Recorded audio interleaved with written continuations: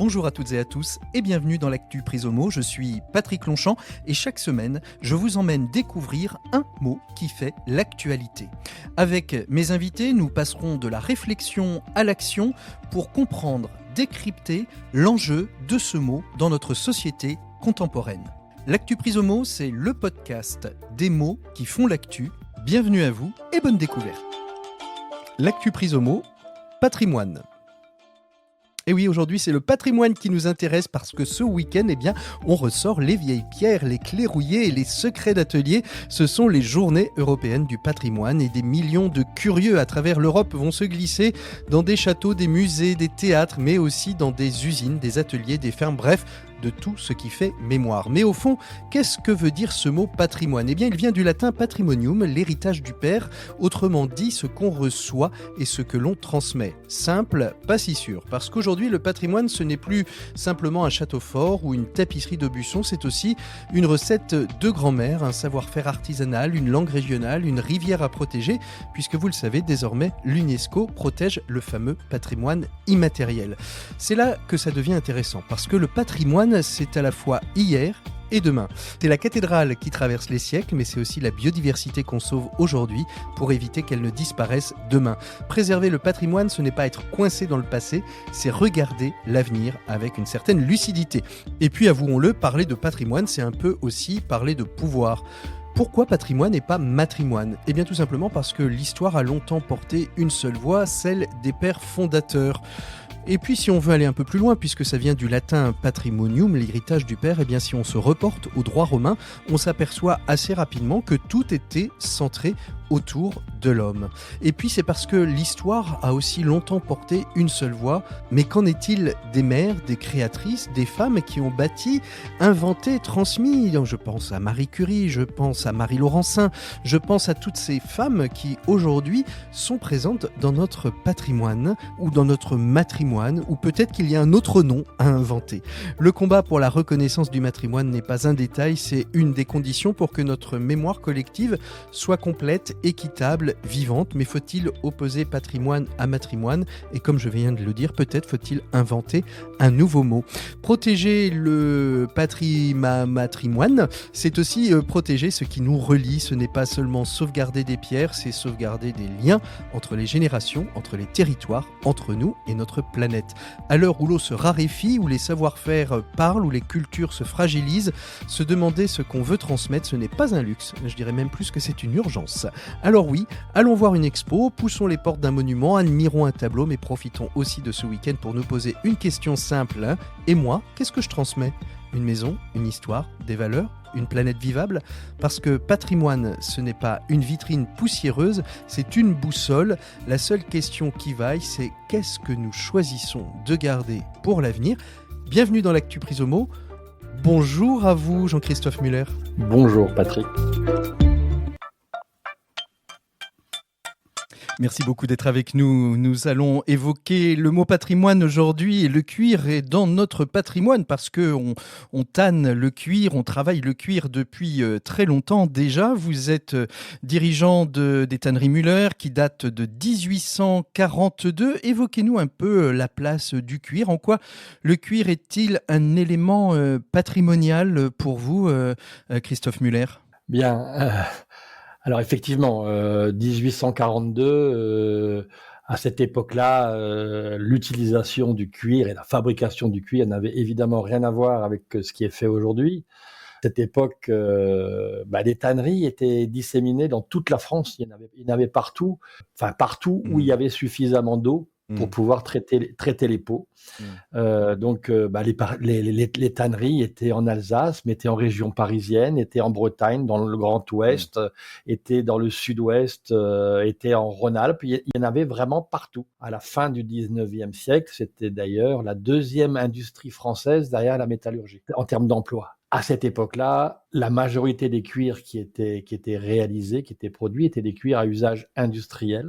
L'industrie de la voiture n'existait pas encore. Et donc, c'était des déplacements avec chevaux. Et donc, tous les harnachements, donc tous les accessoires qui allaient sur les chevaux étaient faits en cuir. Les machines qui existaient tournaient avec des courroies en cuir. Donc, c'était vraiment le cuir industriel qui était la première utilisation à l'époque. et puis le cuir pour les chaussures. Expliquez-nous un petit peu comment évolue la tannerie aujourd'hui, parce qu'on a cette image d'Épinal, hein, des tanneries qui sentent mauvais, des tanneries qui sont polluantes, qui rejettent des produits chimiques dans l'eau. Comment depuis 1842 ces tanneries ont-elles évolué et comment aujourd'hui on prend soin quelque part de la planète au travers de votre travail que vous réalisez au quotidien? Alors, il y a eu des grandes phases, des grandes évolutions. Quand on parlait des années 1800, même au début du XXe siècle, les peaux, donc les peaux qui sont donc de la matière vivante, donc issue d'un animal qui a été abattu pour la viande. Donc ces peaux sont putrescibles et ce qui fait la mauvaise réputation des tanneries, d'abord, c'est l'odeur de cette peau, qui est une matière putrescible. Et bien cette peau, elle était tannée, c'est-à-dire qu'on la rendait imputrescible. Le tannage, c'est rendre une peau imputrescible. Et bien dans les années, au 19e siècle jusqu'au début du 20e, ces peaux étaient tannées à base de tanins végétaux qui étaient extraits des écorces d'arbres tels que les châtaigniers. Pour l'explication de la localisation géographique des tanneries, il fallait 3 choses: des peaux, de l'eau et du tanin local. La grande révolution a été au début du XXe siècle l'apparition du tannage à base de sulfate de chrome, donc invention qui vient des États-Unis et qui a été importée en France juste après la Première Guerre mondiale, et donc ce qui a révolutionné le métier de la tannerie, parce que ça permettait de tanner beaucoup plus vite les peaux, et donc on est passé d'un tannage sur des bases végétales à un tannage au chrome, donc à base de minéraux. Et donc c'est le début entre les deux guerres. C'est le début de la fabrication qu'on appelle le box calf, donc le cuir de veau lisse tanné au chrome, qui est le début on va dire du cuir pour la chaussure, et qui a évolué après tout au long du XXe siècle. Et petit à petit, le secteur du cuir industriel a disparu, a été remplacé par le cuir pour chaussures. Et ça a été vraiment les premiers marchés des tanneries françaises et européennes jusqu'à la fin des années 1970, début des années 80, tant que l'industrie de la chaussure était fortement représentée en Europe. Ouais, c'est ça. Et aujourd'hui, elle est plutôt partie vers la Chine, une grosse partie aussi, loin, et vers la Tunisie, où se trouvent beaucoup d'usines de fabrication. Le 8 septembre dernier se tenait à Paris le Leather Sustainable Forum, en français le Forum du cuir responsable. En quoi aujourd'hui cette filière du cuir a-t-elle besoin encore de se réformer? En quoi est-ce important de se retrouver? Vous êtes 21 dans ce collectif pour penser une filière cuir responsable et durable. Alors d'abord, effectivement, comme vous le disiez en début d'interview, il y a un problème d'image. Et très souvent, on assimile ce qui est fait en France ou en Europe avec des images qu'on peut voir de tanneries au Bangladesh, où les hommes sont encore les pieds nus dans les tanins et dans les colorants, ce qui n'est évidemment plus le cas chez nous. Mais c'est une image qui colle à la profession. Donc il faut pouvoir donner une meilleure image de cette profession et expliquer, être transparent sur ce qui est fait, ce qui est possible et ce qui ne l'est pas. Je pense que un point très important, et entre autres le Sustainable Leather Forum, qui est organisé par AF Cuir, sur cette session, avait comme thème principal l'eau. Et l'eau est au centre des tanneries, parce qu'effectivement, nous consommons beaucoup d'eau. Mais cette eau qui, il y a 5-6 décennies, partait telle que dans les rivières, et effectivement, les tanneries européennes étaient polluantes. Aujourd'hui, depuis plus de 30 ans, il n'y a plus une goutte d'eau polluée qui part dans les rivières, et toutes les tanneries sont des installations classées, qui sont surveillées, avec des stations d'épuration, et l'eau qui repart après traitement est d'un niveau de qualité tout à fait acceptable. Cette eau qui est au centre de notre métier, eh bien, pendant des décennies, on a cru que c'était une ressource inépuisable, alors qu'on se rend compte aujourd'hui, depuis quelque temps, qu'elle est de moins en moins inépuisable. Elle est de moins en moins inépuisable, et qu'il faut qu'on y fasse extrêmement attention. Et comment est-ce que cela prend corps aux tanneries As, Monsieur Muller?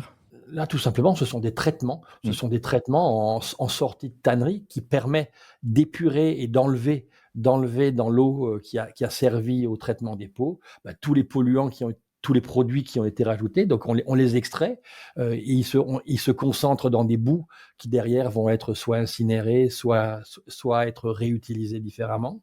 Mais pour que l'eau qui retourne au milieu naturel corresponde à des caractéristiques qui sont extrêmement normées et extrêmement surveillées et qu'il n'y ait aucun problème pour la vie, par exemple, aquatique de nos rivières. Alors, vous avez obtenu une certification, le LGW. Qu'est-ce que c'est exactement le LGW, Jean-Christophe Muller ? C'est une certification qui a été créée il y a une quinzaine d'années dans le but de faire progresser les tanneries et de donner une garantie à nos clients du bon respect d'un certain nombre de procédés, de normes, et donner une garantie à nos clients que le cuir dont sont issus les sacs à main, les objets de nos tanneries soit éco-responsable. Ça nous a fait prendre conscience de certains points. Par exemple, aujourd'hui, si vous venez au Tannerias, qui est une tannerie ancienne où on travaille encore sur le site historique, évidemment. C'est le mot du jour, patrimoine. Donc, vous ouvrez d'ailleurs pour les journées du patrimoine au Tannerias ? Nous n'ouvrons pas. Vous n'ouvrez pas.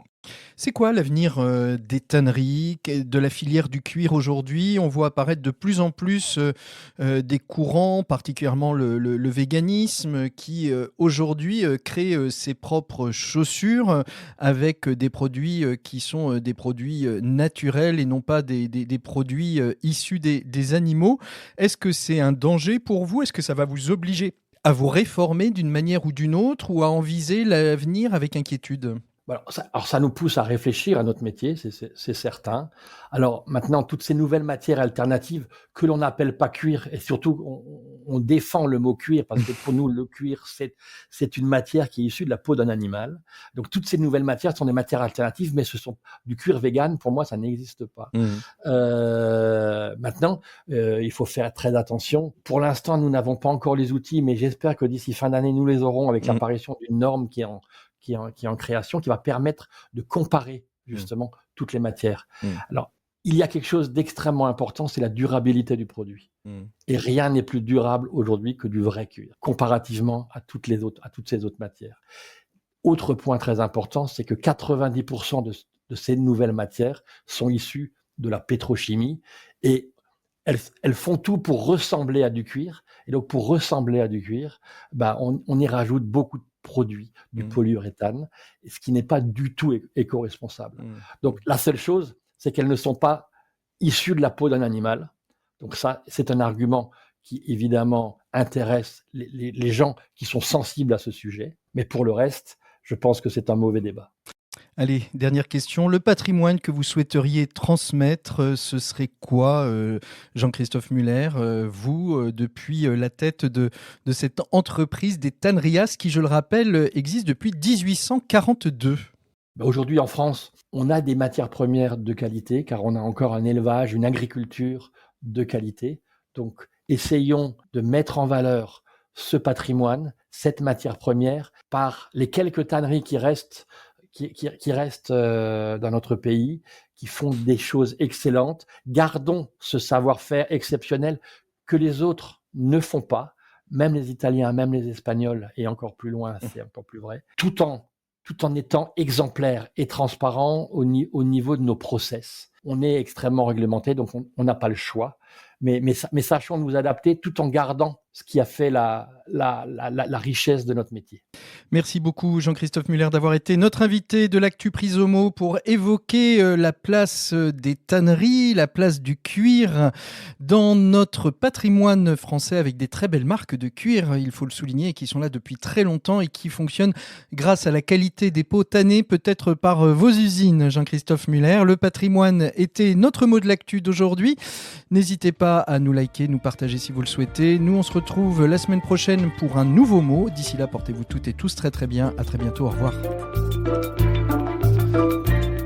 C'était l'Actu Prisomo, un podcast original de Mediadvise Podcast Studio. Vous pouvez nous retrouver sur le site de notre partenaire Mediatico ou sur les plateformes de podcast dédiées. Si vous préférez, n'oubliez pas de liker et de partager très largement.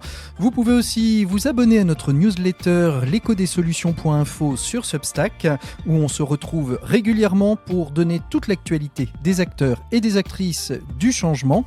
Merci à vous tous et à vous toutes de votre fidélité.